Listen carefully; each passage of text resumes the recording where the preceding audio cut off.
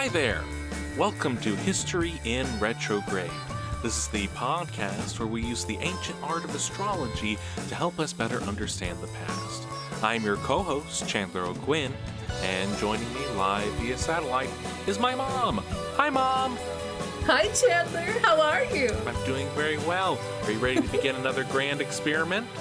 I am. I'm very ready. Let's go. All right, let's give it a whirl. Okay, so I just want to take a minute and say how excited I am to have so many listeners and just thank each and every one of you for listening every week. And I know that there are those of you who are actually listening every week, and that's very exciting. Don't you think, Chandler? Yes, thank you so much to everyone who's been listening, and if this is your first episode of History in Retrograde, we will walk you through how we do things here.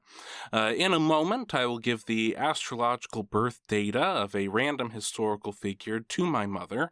Now, you, the listening audience, already know who this historical figure is. It is in the title of today's episode. I, of course, know who it is because I selected this person. But Mom has no idea who this person could be. So I will give her the data necessary to create a natal chart. That is the birth date, time, and location of this mystery history guest. She will then input that data into the back computer, and out will come the astrological birth chart, where all of the planets, moons, and stars were at the moment this person was born. She will then do her best to give us an initial reading of the chart, telling us all that she can about the different personality traits, characteristics, fortunes of this historical figure. I will then ask a few discussion questions and then reveal to her who our mystery history guest is. I will then give a bit of a summary about what that person did, and then we will come together at the end and discuss how accurate the chart was at predicting what that person would do. So without further ado, let's begin. All right, let's go. This is a male. All right. Born on the 5th of December. Okay. 1839. All right.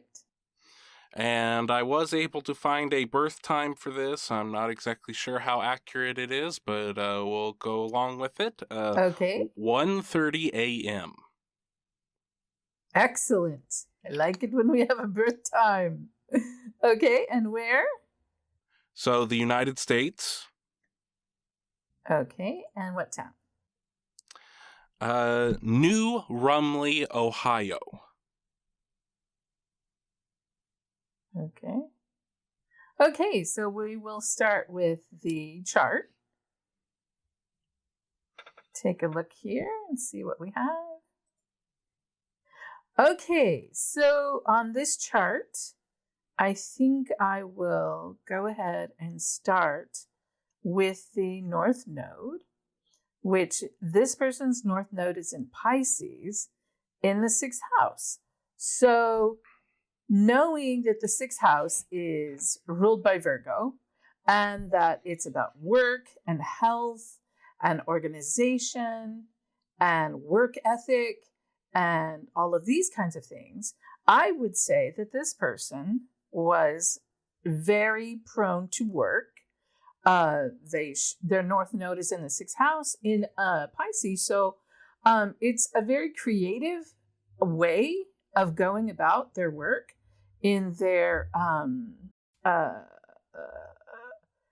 chosen, 6th house is the actual work, and then 10th house is the career. So this is how a person approaches their work, right? Mm-hmm. And then this person also has Uranus also in Pisces conjunct. Do you see how the North Node is at 11 and then the Uranus is at 12 Pisces? Yes. Both in the 6th house. So this person has a very unique way of doing their work, possibly even futuristic way, artistic way of doing their work.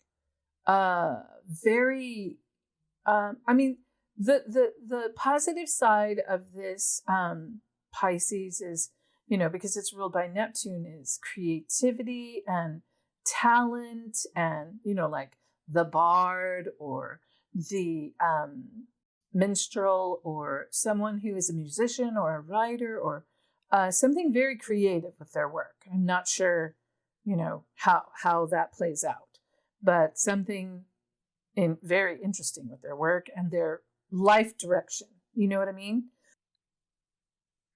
And then they have Libra as their rising sign.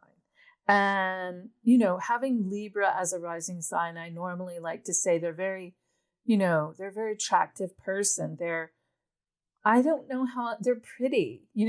Libra always makes me think pretty. It's very nice. Like, they don't have to try really hard to be likable and handsome. They just naturally are kind of likable normally. A Libra rising person, and then this person has Venus at 26 degrees Libra, and it's in the first house, so that gives them another edge to that attractiveness, or because Venus rules Libra, and now you have Venus in Libra in the first house, right? And so it gives them an extra dose of, it should, likability, and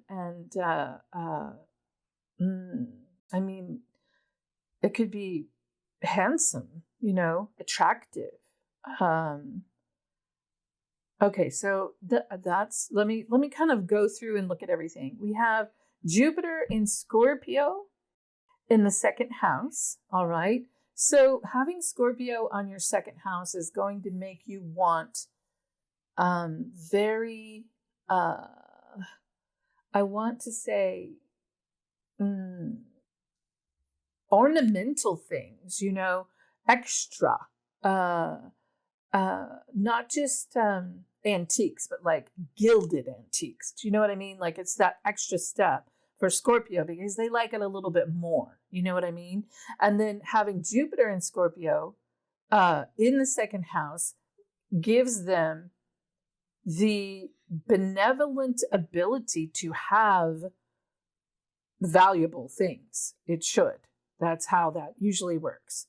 Third house, we have Moon in Sag, Sun in Sag, Saturn in Sag, and Mercury in Capricorn. In the third house, which is communications, third house is ruled by Gemini.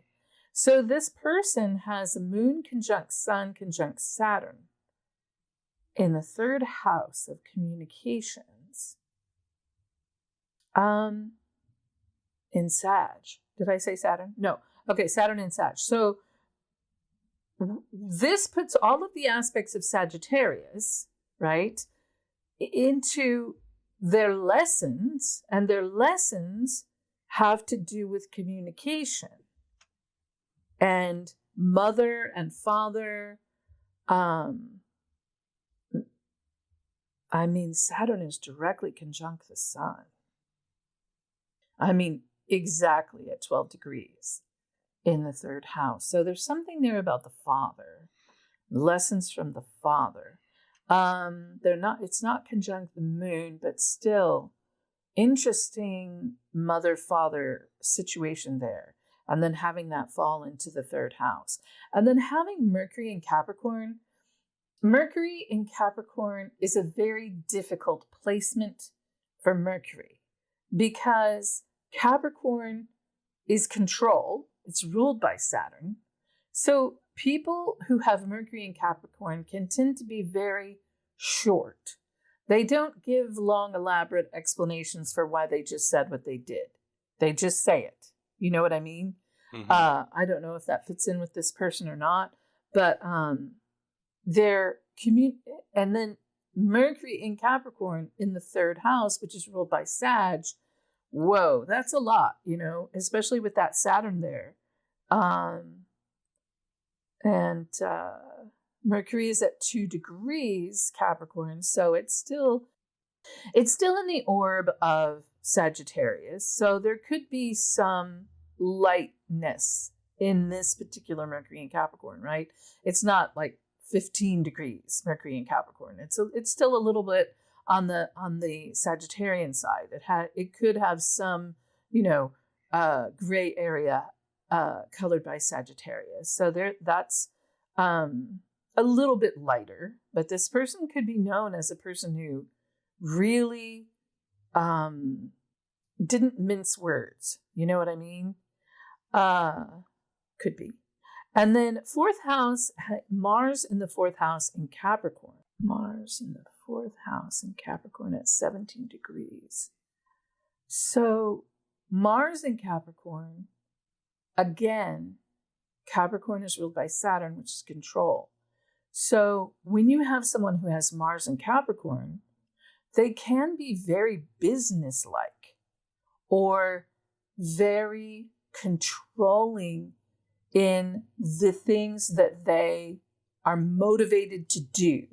They have to be in control of their direction. I mean, normally we're in control of our direction, but for someone with Mars in Capricorn and Mercury in Capricorn, they're going to need to know that they are in control or that they have chosen to negotiate.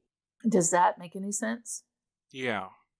Okay, now in the 5th house, and of course we know 4th house is home and community and country, and even like when we did Fosse, home was the house, right? The theater house. So whatever aspect of your home, what you feel is home, And Mars is there. Yeah, so very in control. And there is a direction, for control. And Mars is the god of war. Mm-hmm. And in that the house of community. Home and community, yes. Okay. So this person could be involved in the military,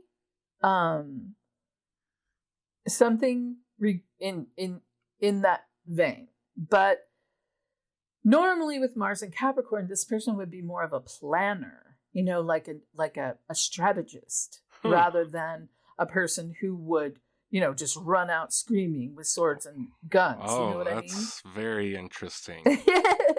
This person would be much more of a strategist, I would think. Okay, and then, but I mean, this person does have a lot of Sagittarius. So that is sort of a fight within themselves. If they do want to run out and guns a-blazing, that Mars in Capricorn is still not going to let them just do it without a plan, So I don't know. Okay, so then we have Neptune at 10 degrees Aquarius, right? In the 5th house. Neptune in the 5th house also would make this person very creative. And creative in things that have to do with the 5th house, which are, leadership, all the Leo things, leadership, entertainment, children. Well, it's also romance, So Neptune can draw a veil down, right? In a difficult situation, Neptune can make you be unaware of things, or you could be Neptune wherever it is can make you crazy. It just depends on how far it goes, and how you deal with it. In this situation, I would say Neptune in Aquarius is a creative way of dealing with humanity through leadership, maybe. Now, as we come around, we've already looked at the 6th house, right, with the Pisces, which is also creative work, creativity in your work. And you see how this person has almost all of their planets in the bottom half of their chart? Yeah. That is a very earthbound person. You know what I mean? This is not a very ethereal person. Right. This person is not a dreamer. This person is very grounded to Earth. When you have people with a bunch of planets up here, they can be more, lackadaisical, or they can be more dreamy or creative. But this person is very into money and earthy things. Now, here we have Pluto in Aries in the 7th house. Now, when you add this Pluto in Aries to all of this Sagittarius, okay, and then you have a situation because, Pluto is very powerful, and in Aries is going to be, like a general, because Mars rules Aries. And here this person has the very powerful planet of Pluto there, and in the 7th house, which could mean powerful partnerships. It could mean death of partners. It could mean power struggles. It could mean you have a powerful partner. So somehow power is involved with this person in their partnerships, their business partnerships, one-on-one partnerships. Okay. Mm-hmm. So I'm not sure how that works out, but then we don't have anything in the 8th or the 9th, but we do have Chiron in the 10th in Cancer. Chiron in Cancer in the 10th. See, this 10th house in Cancer kind of goes against all this other stuff, because Cancer is normally very nurturing, and they want to feed you. They are very good. I mean, they can have a really bad temper, but usually they are very nurturing people and loving people. But this person has Chiron here, and Chiron is the wounded healer. So we have a situation with the career that has some aspect of healing, and then healing the original wound, however that wound came into play. There's something about the career and nurturing in the career. Cancer is also ruled by the moon, which could have something to do with the mother. This and then switching over. If you do it properly, then you switch over and you become the healer, right? So you get healed from whatever you had to deal with, and then you become the healer. So interesting how this person has all this fire and water, because he's got Jupiter in Scorpio. He's got this in Pisces. He's got this in Cancer, and then he's got all this fire, and it's a very interesting chart. I would think that in some ways this person might be conflicted with how they go about things. Like on one hand, they could blaze out, and then on the other hand, they could be reserved. Like, oh, I shouldn't do that. But maybe, and then change it back to, well, then I'll do it this way, or I'll do it that way, and continue to do like a creative way to manifest whatever it is they're working on. Does any of this make sense?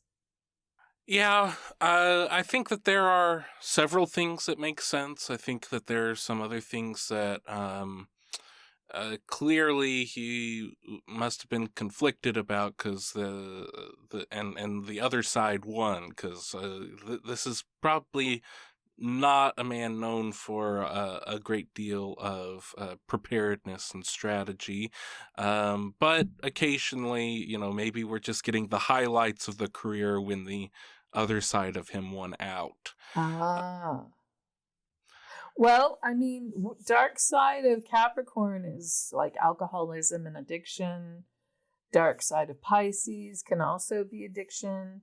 So I don't know if this person had any addictions, but they definitely had a lot of fire, and could possibly have been working with that. But again, if we don't know for sure that this is the real birth time, then this stuff could be falling in houses that we're not aware of. I mean, this person was born in 1839, so we could be finding these things in all the wrong houses. Yep. So that is possible. If it doesn't sound right, then it's highly likely that we don't have the right birth time. What kind of dresser would this person be?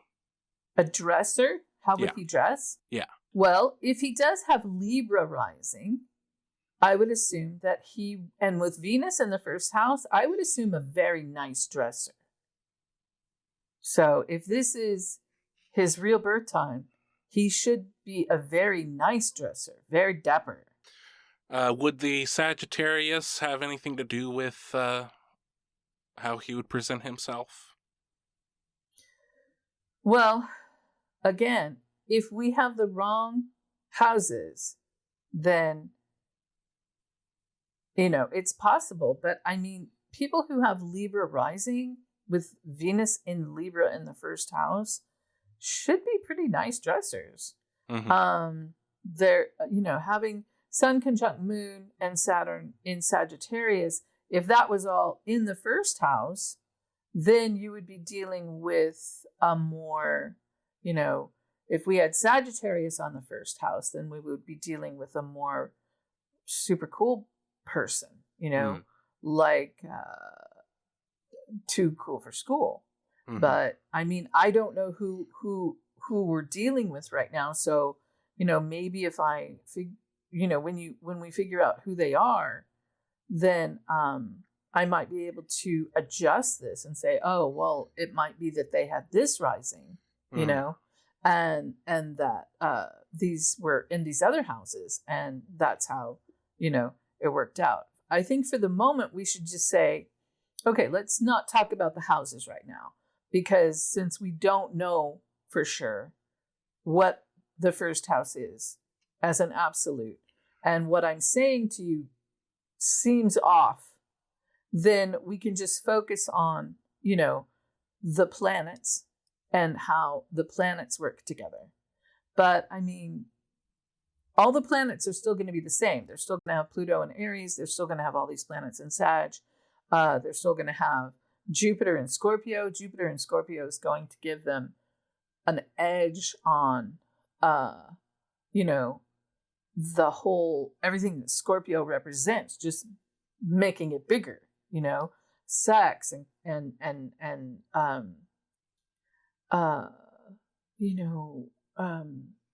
loyalty. Actually, Scorpios are very loyal when they want to be. But if somebody does them wrong, oh, that's a bad idea. So I don't know how you want to approach it. However you want to approach it. I think we just keep reading the chart. Okay. How is this person's self-esteem? I would not think that this person had bad self-esteem. I would think that this person, honestly, I would feel like this person didn't even consider self-esteem as a thing, like as an option. Like I would think that this person was just like, I am me, and here we go, Okay. This question might be a little complicated, but I'll try and see if it yields anything here. Okay.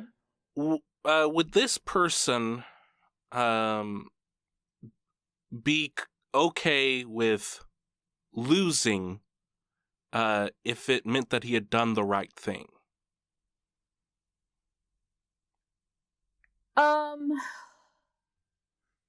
That is hard to say, because this person has Pluto in Aries and Mars in Capricorn.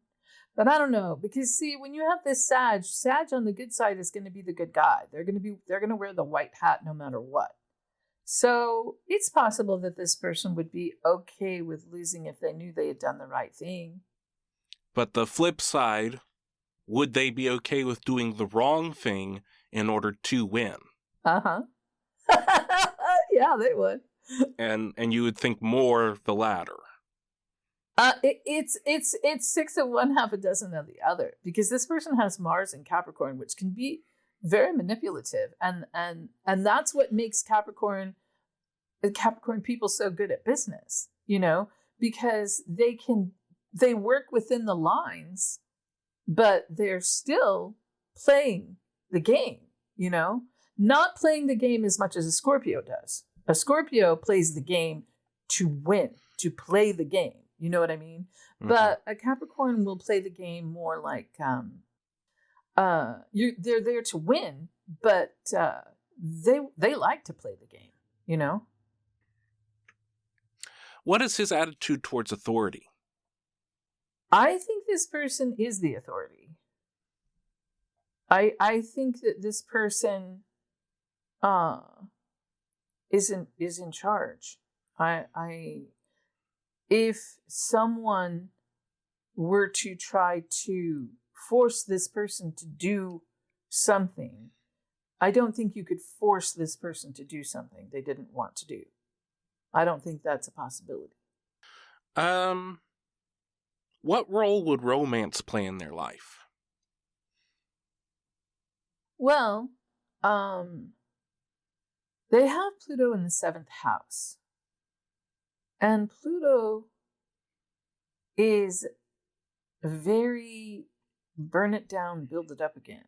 So I don't know if they might have had a lot of relationships or a very powerful relationship.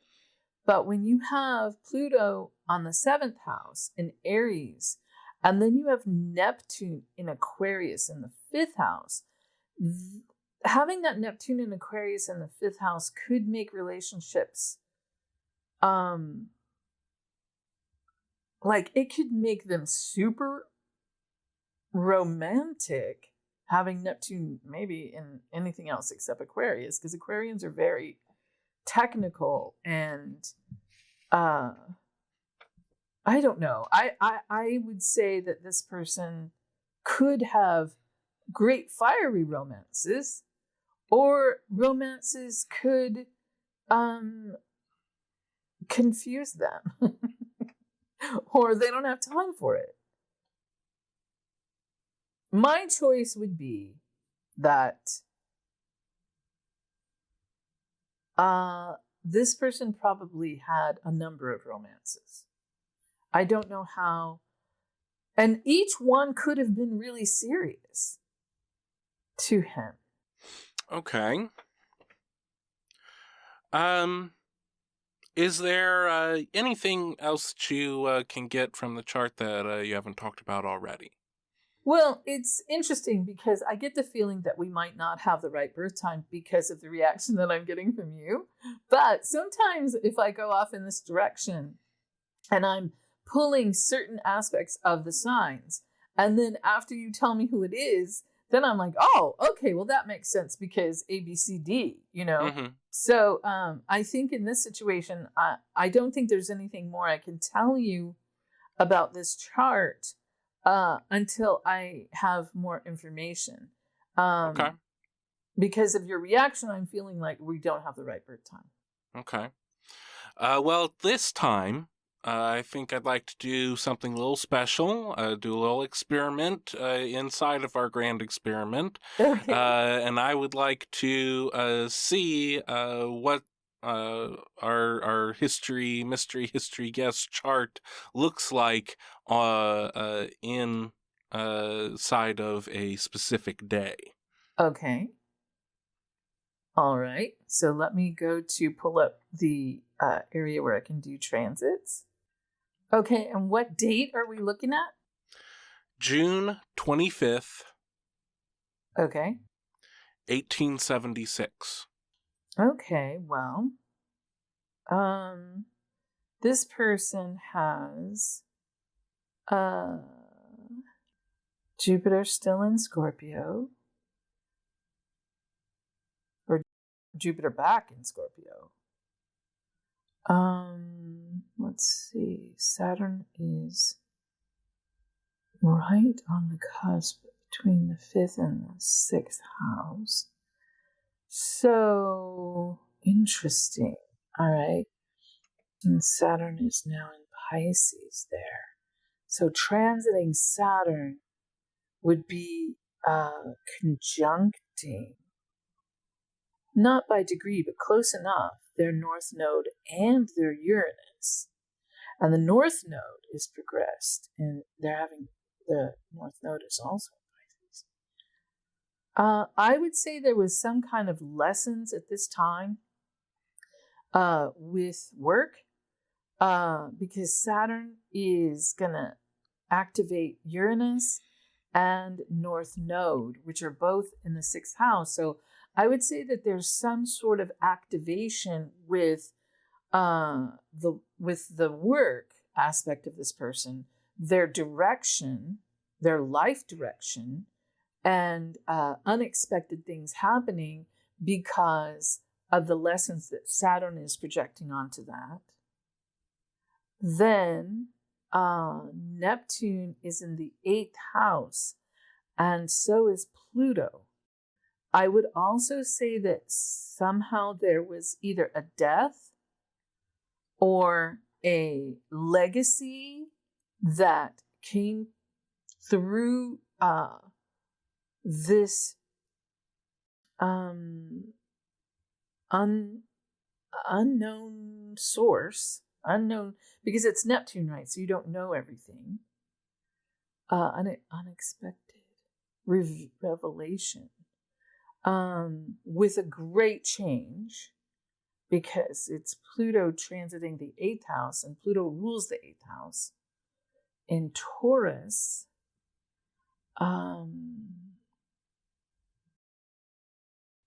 could be with some sort of control, or, I mean, it could be they, won a lottery or whatever. It's something big. It's big that has to do with change and legacy and death and rebirth, and just really like the burning down of the phoenix and then coming back. And so it is clear that something big happened really to this big person on this day. Yes. And I would say that it isn't, well, it's not necessarily this particular day, but it is, as long as Pluto was transiting this person's 8th house, wherever Pluto is, there's a burn down, and then you have to come back. You know what I mean? It's huge. It's a big, to give us deal. an idea, it changes your entire life. Pluto could have been transiting the 8th house for a matter of weeks before this? Pluto actually takes years. Okay. But it all depends on, because Pluto doesn't work like Uranus does, right? Uranus is like a car accident or a fire or a lightning strike or something like that. You know what I mean? Pluto is going to dig out whatever it is and change it. Okay? Mm-hmm. But what I would say is that this Saturn North Node situation here, having to do with work or the way they work or their work ethic or whatever it is about work, that hitting Uranus could definitely, this is coming into a situation that's going to also change things, because they have this transiting Saturn at 8 degrees, which is 8, 9, 10, 11. That's 3 degrees away from their North Node, and 4 degrees. So it's within the orb, of 5 degrees, hitting both of these things, with Uranus being unexpected, Mm-hmm. Yeah. We also have the sun. Well, the sun is going to change, every month, but Mercury is transiting their 9th house in Gemini, which is their philosophies and their communication through, and also travel communication across a distance, maybe. And then Mars is transiting their 10th house, Mars and Venus transiting their 10th house, which would have something to do with career. Mars and Venus. Venus is at 0 degrees Leo. So see how this changes right here to Leo? Yeah. And that's also, Mars is warlike things in the career. And Mars was transiting the 10th house. And it just went over this Chiron. Which is lessons. Yeah, Chiron is the wounded healer. It's learning the lessons and then learning to heal others from those lessons. And then Uranus is in Leo, right? Transiting Uranus is at 17 degrees Leo in their 11th house. So something regarding groups of people, having to deal with groups of people, unexpectedly having to deal with groups of people is going on here. And then I don't, for transits like this, I mean, the moon is also in Leo at that time, but the moon and the sun move so fast, you know, they're not as uprooting and devastating as like Pluto, you know, and Uranus, wherever those are, you know. Is any of this making sense? Yeah. So the Mars in the 10th house, that could you warlike things? Possible? Well, Mars is ruled by Aries, right? Uh-huh. Aries is ruled by Mars, okay? So wherever your Mars is where you're going to be having, you could be having fights, you could be having, you know, like if you have a Mars transit in your own chart, then it's going to activate wherever it is, you know? Right. In this situation, Mars is activating the 10th house, but this person has as far as we know, this person has Cancer on the 10th house.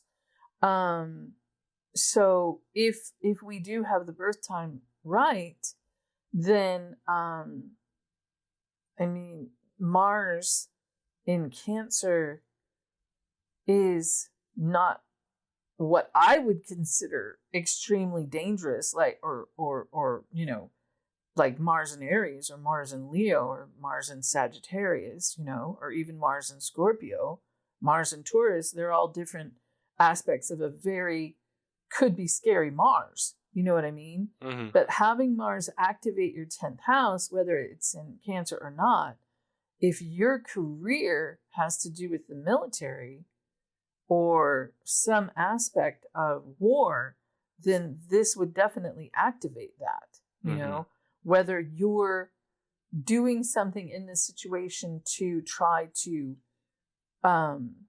nurture this situation out of existence or whatever you're trying to do, it's activated. And then Venus in Leo at 0 degrees coming around through the 10th house is, you know, backing up that Mars because it's Venus in Leo, which is leadership and well, it's a different kind of control. It's like to be the leader, you know. I would consider Aries more of the general, but see, this Venus is trining the Pluto in Aries, and it's trining all of this Sagittarius, right? All this Leo and Sag and Aries is activated depending on what their career is. And it continued to move and continued to trine all the way through the 11th house, you know, as these transits continued on. And I would definitely say something very significant happened with their work. Meaning, I don't know what their work is. And legacy. And definitely legacy. Something intense happened with that legacy. That was the most intense thing, because wherever Pluto is what's it's under, right? You're not really seeing it. Like, you don't see it like you see devastation. But if you know someone and you know they're going through a particular Pluto transit, you're going to see the change in that area. In this area, there's a serious legacy because it's 8th house and Pluto transiting the 8th house. Is any of this making sense? Yes. Oh, good. Okay. Is there anything else about the transit of this day that you can give us? Well, if we're going to look at this specific day, okay, then the moon is at 17 degrees Leo in the 11th house. The moon is trining. There's all my Sag.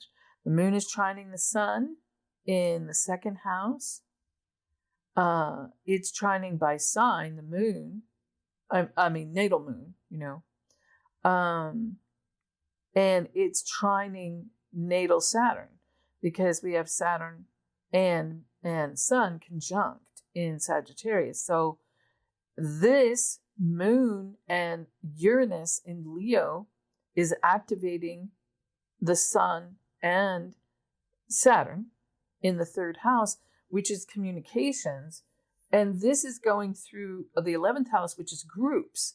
So somehow this person had to communicate with groups of people on this day, and it was a big deal because it's Uranus, Mm-hmm. They might have had to communicate with them about some kind of emergency.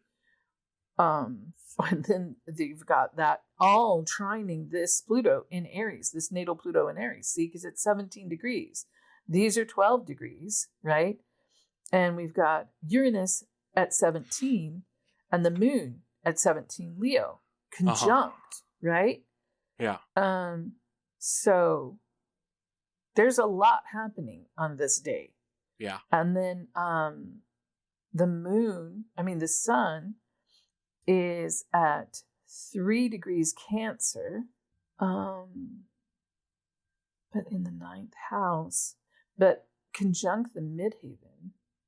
Again, this has something to do with career and work and communications with a lot of people, urgent communications. I would think, because it's trining this Pluto in Aries, I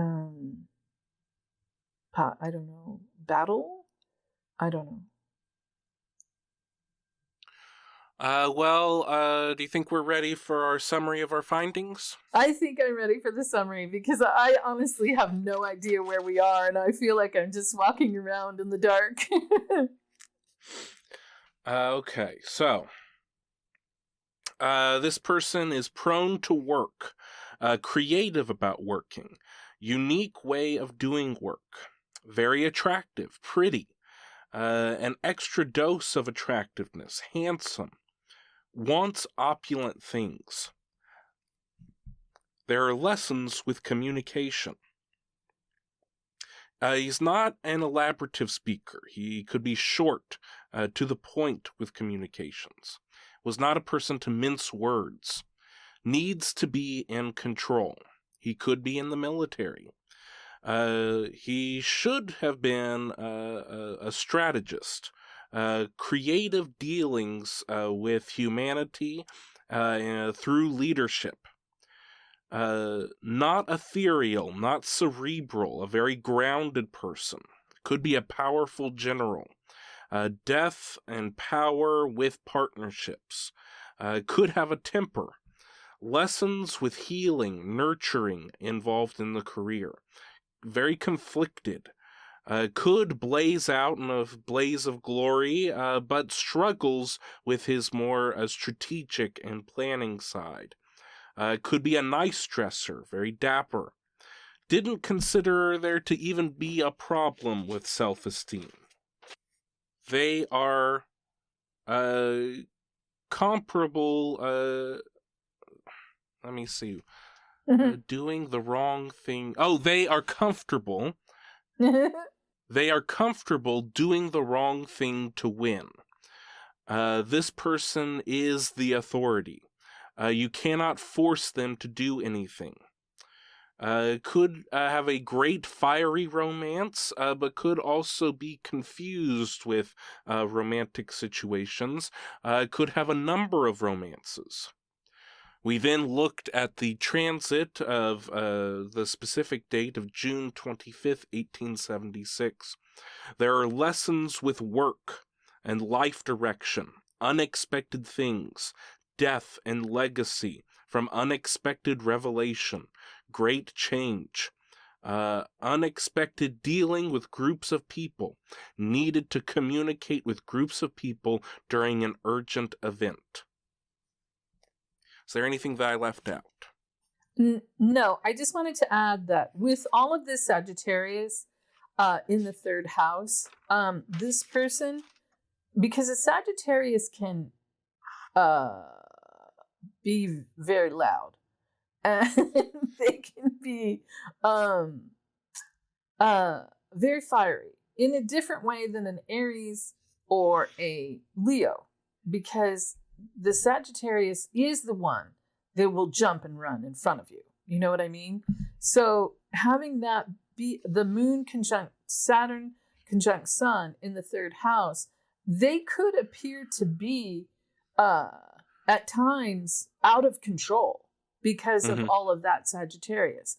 But even with that, I would still say that this person, even though they could appear to be out of control in their communications, they did have logic behind whatever it was they were doing. They just weren't extremely in control of how they were expressing that. I don't know if that helps or not.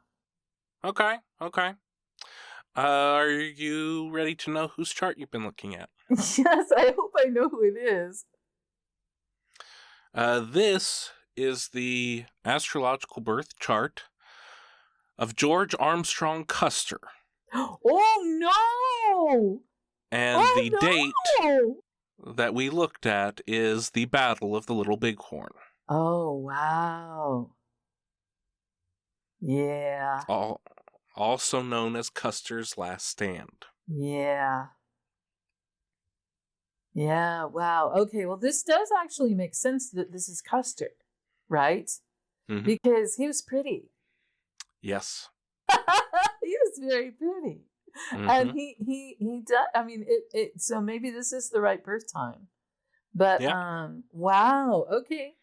Interesting. Well, I have to say that in this situation with the 8th house, this was coming.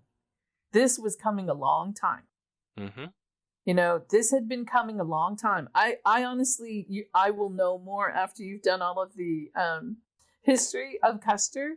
But yeah, I'm excited to hear what you have to say, because I mean, I know what it is. I know what he looked like, you know, but I don't know a great deal of information about Custer. You're the historian, so I think you should take it away with the history, and then I can come back in after I know a little bit more about it. Okay. So George Armstrong Custer was the first child born to Emmanuel and Marie Custer. He was born December 5th, 1839 in Ohio. His father was a blacksmith and a farmer. Custer saw the way that his father lived his life, saw the means that they had as a family, dreamed of something bigger for his life, and saw the army as his way to move upwards in society. So he attended West Point. He was supposed to be in the graduating class of 1862. He up to the point of 1862, he was one of the worst students to ever graduate West Point. He accumulated over 700 demerits. Oh no! He was always playing practical jokes. He was never... one of his fellow cadets said that Custer was either going to be at the head or the foot of the class, and the head had already been taken, so he was going to the foot. He was constantly on the edge of being expelled from West Point, and then when those crisis moments hit, he would hit the books, he would study, and he would get out. there was a preacher who said that Custer was always the instigator of devilish plots. Mm-hmm. And that behind his seemingly acceptance of authority, he was always boiling with disruptive ideas. Because of the onslaught of the Civil War in 1861, his class graduated early in the summer of 1861. Custer graduated number 34 out of 34. That's awesome.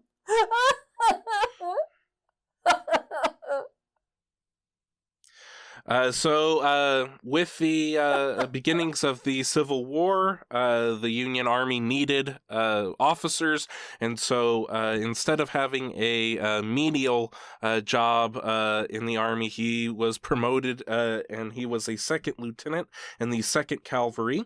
His Civil War record, he's one of the people who was there at one of the first battles and was there to the very end of the Civil War. He fought in First Manassas, the first engagement of the Civil War in Virginia. Continued fighting throughout the war. He was known as a man of action. He was, while people like General McClellan and others would sit back and strategize and even act cowardly at times and not pursue the enemy, Custer was never going to be caught not pursuing the enemy. He would ride in whether he had the materials, whether he had the men, it did not matter. He would rush in to battle. There's one famous story during the Potomac campaign. McClellan was debating whether or not they could cross this river at this point, and he was heard muttering, "I wonder how deep the river is." Custer heard this, jumped on his horse, went into the middle of the river, and said, "It's this high, General." I like it a lot. He was, again, the consummate man of action, involved in many cavalry charges. He was one of the reasons that the Union Army was victorious at Gettysburg. He fought from First Manassas, and he was there at the surrender of General Lee at Appomattox Courthouse. General Philip Sheridan actually gave the table that the surrender was signed on to Custer's wife with a note saying that Custer was more responsible for this outcome than any one man in the Union Army. Wow. During all of this time, Custer had risen through the ranks. He was made a major general in the Union Army. And it was only once he had reached this rank of general that the young woman that he had been courting, her father had agreed for Libby to marry Custer, because Custer had come from such a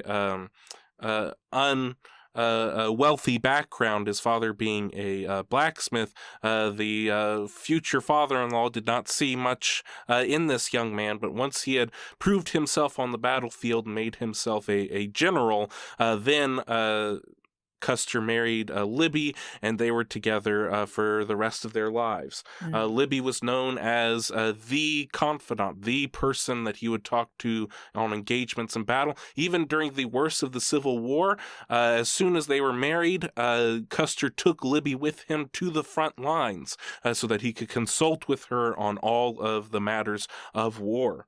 That makes sense. And then the Grand Army of the Republic was pared down quite a bit, did not need all of the hundreds of thousands of soldiers that they had before, needed a smaller fighting force, and with that, Custer was given a demotion. He was no longer a major general, he was demoted down to a lieutenant colonel.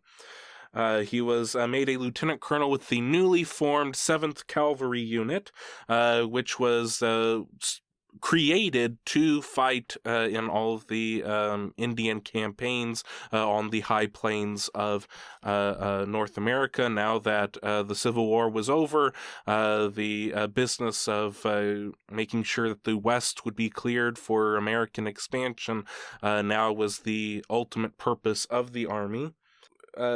during one of these campaigns, Custer was sent out to find and engage the different bands of Cheyenne and Lakota, and heard that his wife had gone to another military fort to be closer to him, and so he went miles off track, marching his army to the point of exhaustion. In fact, leaving some of the army behind, which they were actually killed by Native Americans, in order to try and rush to get to that fort so that he could spend one day with his wife. Mm.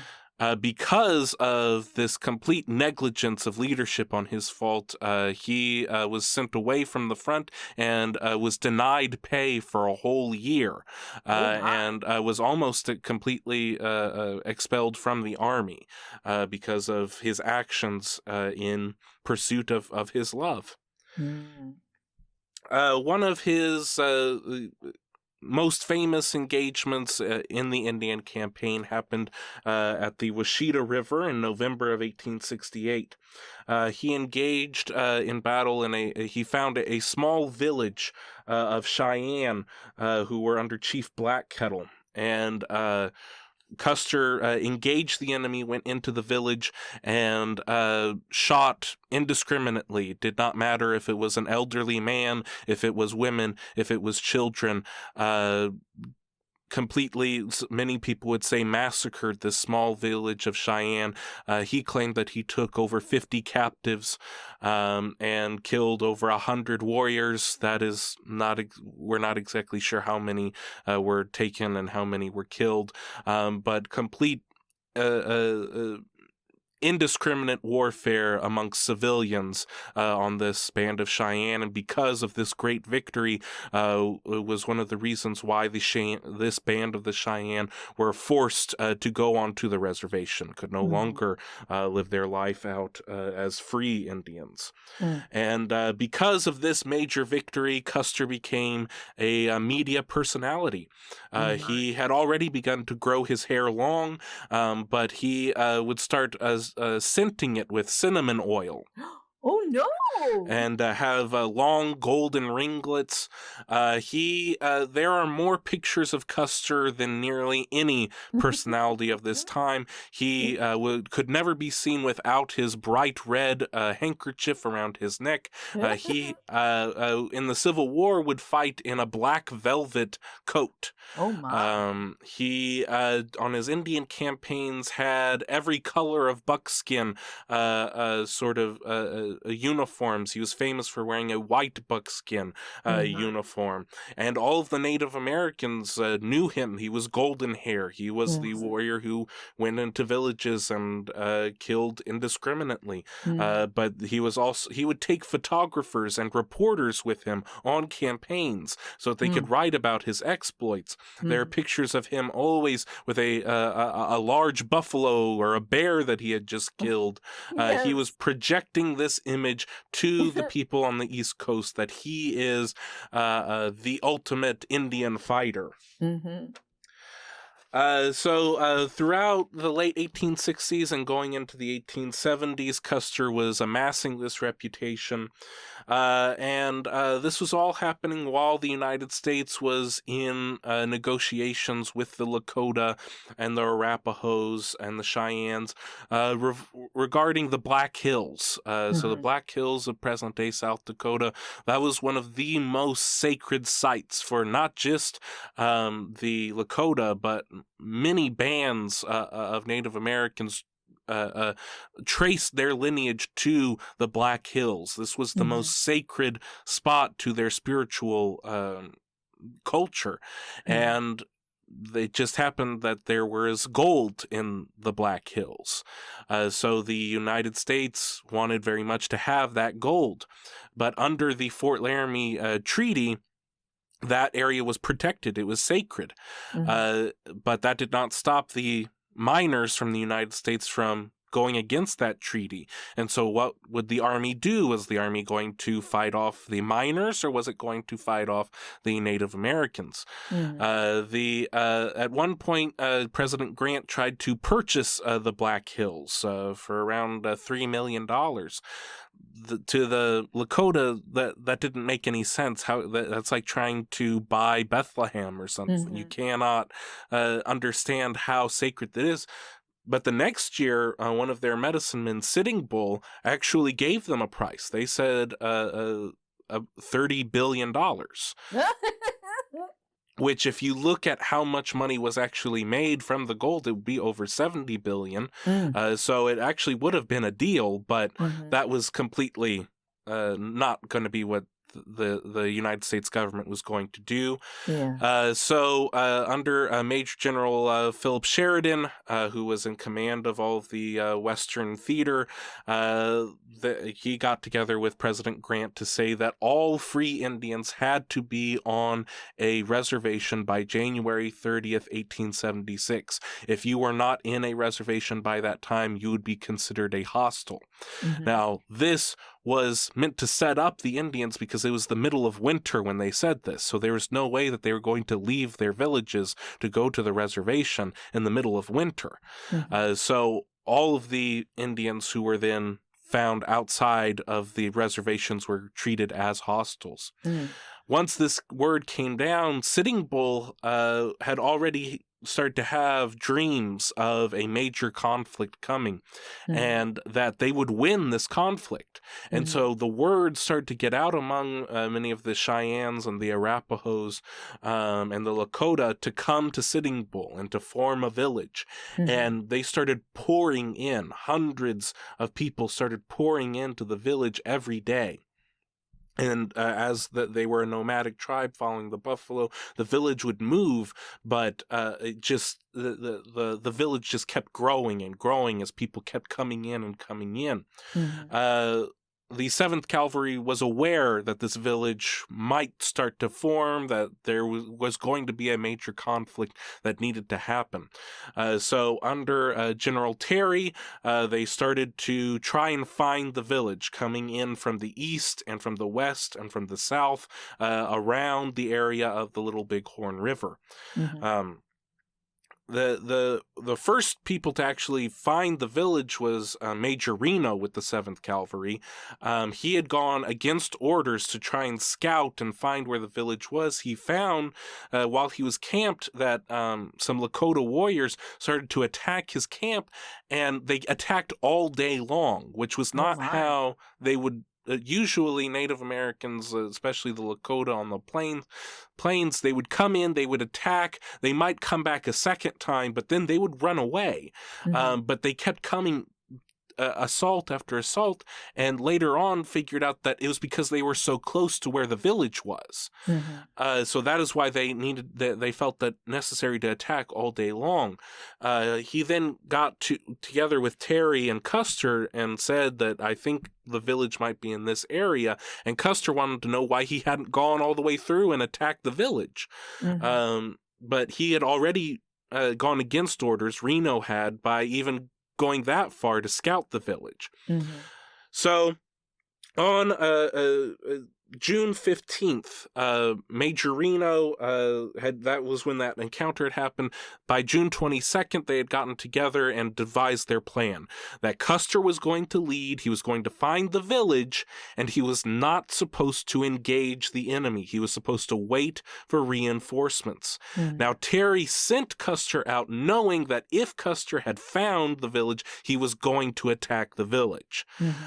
So knowing Custer's personality, he thought, well, I'm going to put myself in the best case possible. If Custer finds the village and attacks it and wins, well, Terry was the one who sent him. If Custer finds the village, attacks and loses, then Terry told him to find the village and not to attack. Right. So either way, he was going to be in the best possible situation. While all this is happening in the Indian village, Sitting Bull he has they're coming to him. The scouts are seeing where the army is and saying that there's an army to the south and an army to the west. They had not found an army to the east, but Sitting Bull says the army is going to come from the east and they are going to lose. Wow. He has this medicine ritual where he pricks himself over 50 times in his arms to where his arms are bleeding, just red with his own blood, and he dances for over 24 hours. And at the end, he has this vision saying that it is happening and we are going to win, but we must not take anything from the army. We must leave everything on the field. So June 22nd, the 7th Cavalry gets their orders. As Custer is leaving the fort, Terry says, don't be greedy. Make sure you leave some of them for us. And Custer says, no, I don't think I will.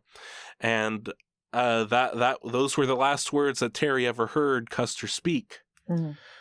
On the morning of June 25th, the army, the 7th Cavalry, was getting closer to this grand village. They had Crow scouts.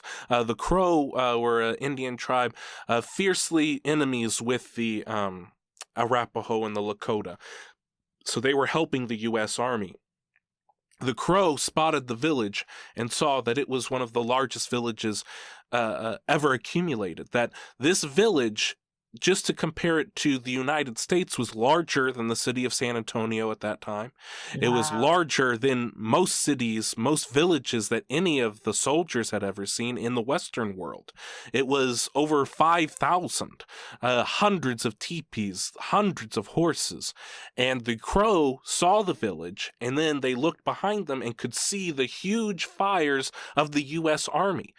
So if they could see the U.S. Army's fires, then the village could see the U.S. Army's fires. The element of surprise had completely gone away. Right. So the Crow told this to Custer and said, we should wait for reinforcements. They already know we're here.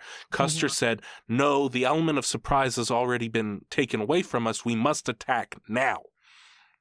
So Custer splits his force up into 3 different groups. He sends Major Reno off with about 100 people. He sends Captain Benteen off with another 100 to try and find other villages, leaving him with just 200. Of course, thinking that this village might be big, but if they get there with enough firepower that they can scare off these warriors.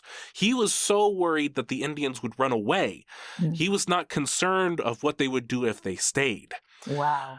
So he sends Major Reno off with about 150 soldiers. He says, go into the village. Run your horses into the village, start to scare them off. I will then come in from the other end and I will start picking them off as they're running away.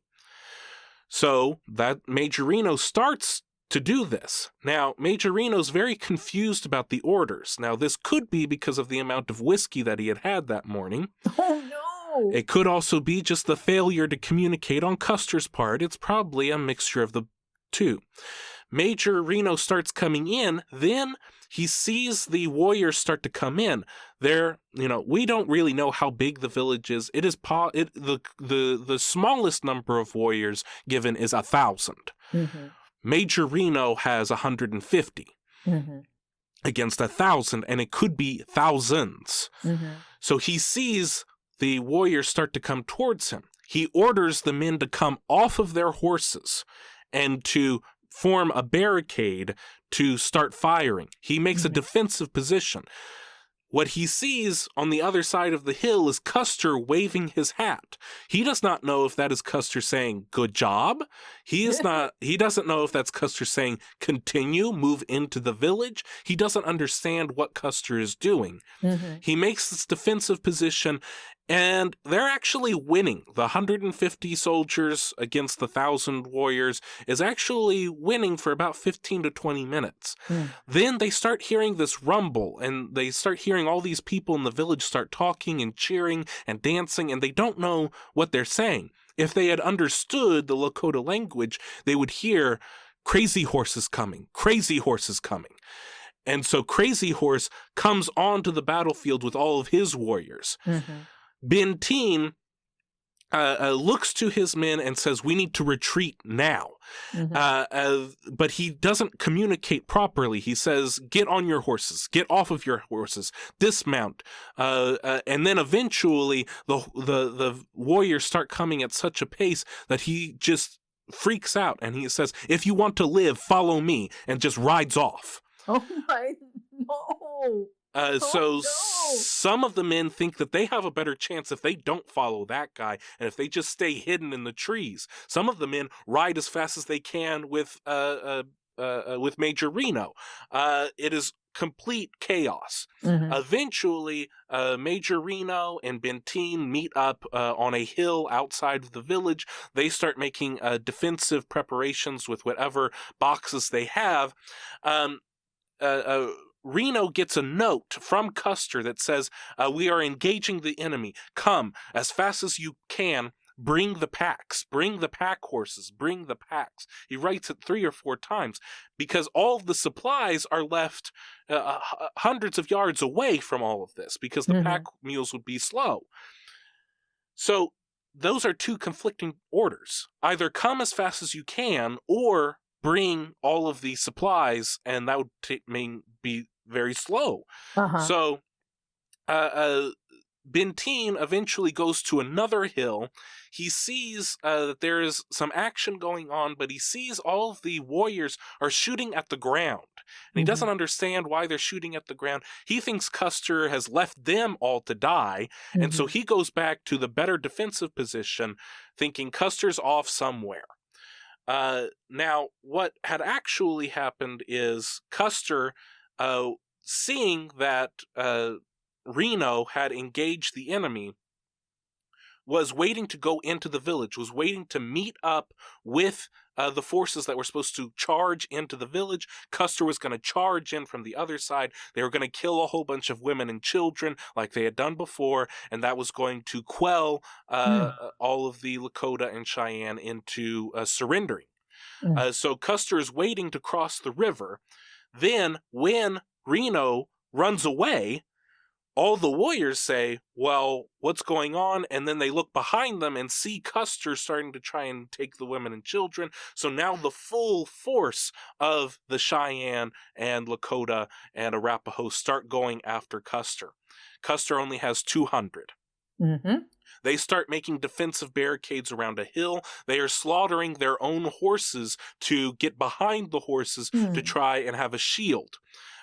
Custer's last moments would be pure chaos. He would see both of his brothers killed before him. He would see his brother-in-law killed before him. When Benteen was on the other hill and he saw the soldiers saw the warriors shooting at the ground, they were not shooting at the ground. They were finishing off all of the dying cavalrymen. Wow. Custer was actually saved some of the brutal mutilations. They had no idea who he was because he had recently cut his hair. So he did not have the long locks that he had once had. They had no idea that they were fighting Custer. So Custer was shot just below the heart, and he was shot in the temple, and that was it. The other soldiers suffered horrible mutilations. Clothes ripped from their body, and then eventually the soldiers, the Cheyenne warriors, went back to trying and finish off the defensive positions around the hill where Reno and Benteen were. It would be over a day and a half of siege, and then the warriors decided to leave them. So all of Custer's men, all 200 somewhat men, had been killed. This was known as Custer's last stand. Now, the warriors had taken tons of either the jewelry or the boots or the clothes from the cavalry men as they had killed them. They had taken the heads off of them and brought them back in. Of course, they were scalping them. So they had taken a lot. when they showed Sitting Bull, he said that we had won this battle, but that we would not win the war because you had taken everything that you were not supposed to. Mm-hmm. Sitting Bull and his band would go up to Canada to try and avoid the wrath of the 7th Cavalry because now that they had taken out Custer, even though they hadn't known that, but because of the victory that the Cheyennes and the Lakotas had that day, they knew that the army would come back with a vengeance, and that's exactly what they did do. And within Sitting Bull's generation, he would see all of his people moved onto the reservations. So Custer, the news of this actually came out to the rest of the United States just after the 4th of July, and the 4th of July in 1876, meaning that it was the centennial celebration. It was absolutely unbelievable that the greatest Indian fighter was killed, and they had found out about this on the 100th birthday of America. Like, America was a superpower. It was this great industrial powerhouse. It was the ultimate epitome of civilization, was beat out by Sitting Bull, by Cheyennes, by these people wearing buffalo robes. How could this possibly? It was impossible to fathom. And then, as the reports started to come in, most of the people in the army blamed Custer and his attitudes, his wanting to go in a blaze of glory, trying to finish everything off for himself, not thinking strategically, not wanting the reinforcements, wanting everything for himself. His wife, Libby, would spend the rest of her life trying to preserve the memory of Custer as a great man, and Custer would go on to be, still, even with his faults, would be considered an American hero to many. Anyone who played cowboys and Indians knows the story of The Last Stand, knows the story of Custer against Sitting Bull and Crazy Horse, and then as he became a symbol of America when we wanted a good symbol, he became a symbol of America when we wanted a bad symbol. If you've ever seen Little Big Man with Dustin Hoffman, and you see how Custer is portrayed in that as this arrogant and brash and delusional symbol of American arrogance.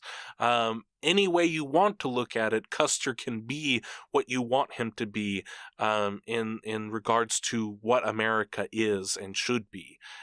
So a fascinating figure, a person who led an incredible life, and I think that a lot of the things that we've talked about here make sense to who he was and what happened to him on this date.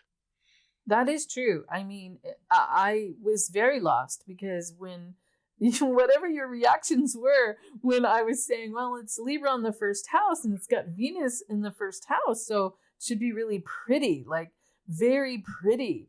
And your reaction wasn't really complimentary to what I was saying. And I was like, well, maybe it's not the right birth time, but no, that's definitely right. I think I was surprised when you said that he was more strategic than riding off in a blaze of glory.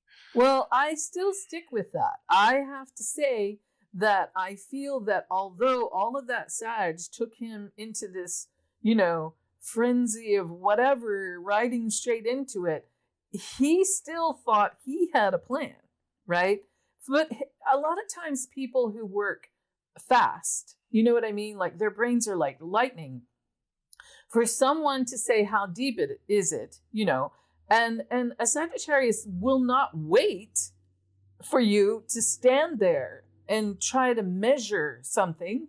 They're just going to do it the fastest way. They're just going to do it. You know what I mean? Right. So I think that in this situation, I believe that it is very possible that he believed he had a strategy because, as you've said, and it's very interesting that he has that Pluto in the 7th house in Aries because his strategic partner was his wife. His war partner was his wife. They contemplated whatever the moves that he was going to make. And maybe, she shouldn't have been so far away because maybe things might have gone differently. But I think this situation is very karmic. Yeah. He actually deserved worse than what he got. Yeah. I don't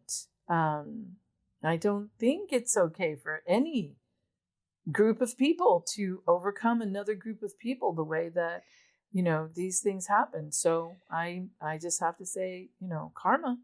It's Yeah. it can happen in your life, or it can happen in the next one, or whenever, but it's gonna happen.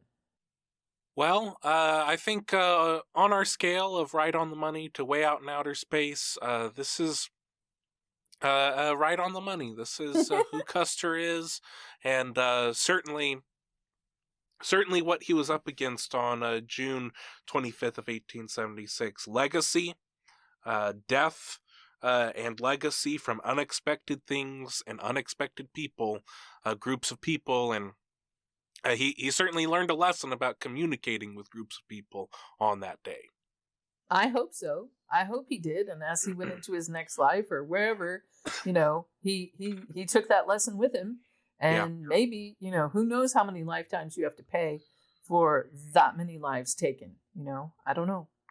But yeah, I it makes sense. I mean, there's definitely information there, and I'm sure that even a professional astrologer could probably find way many more, things, but it would take time just to go through every single aspect of that day.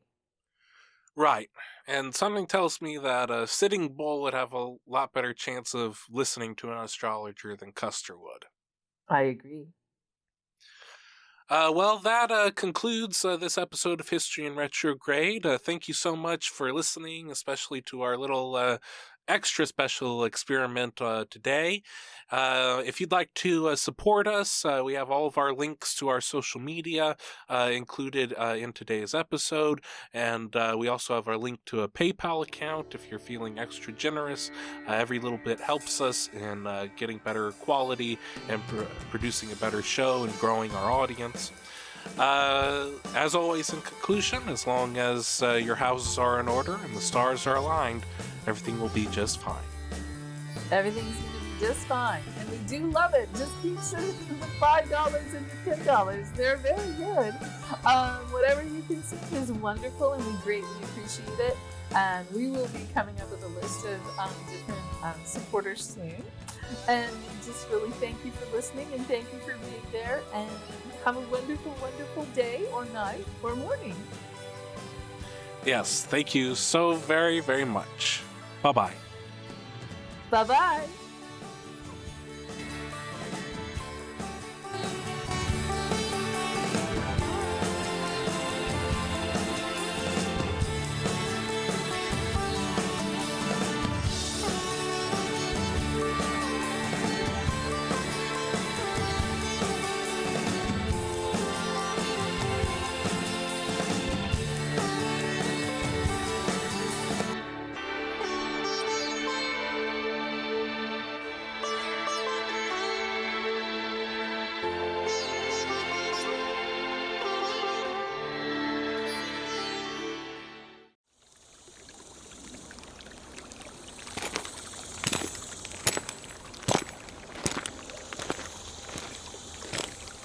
Salal Creek Studio.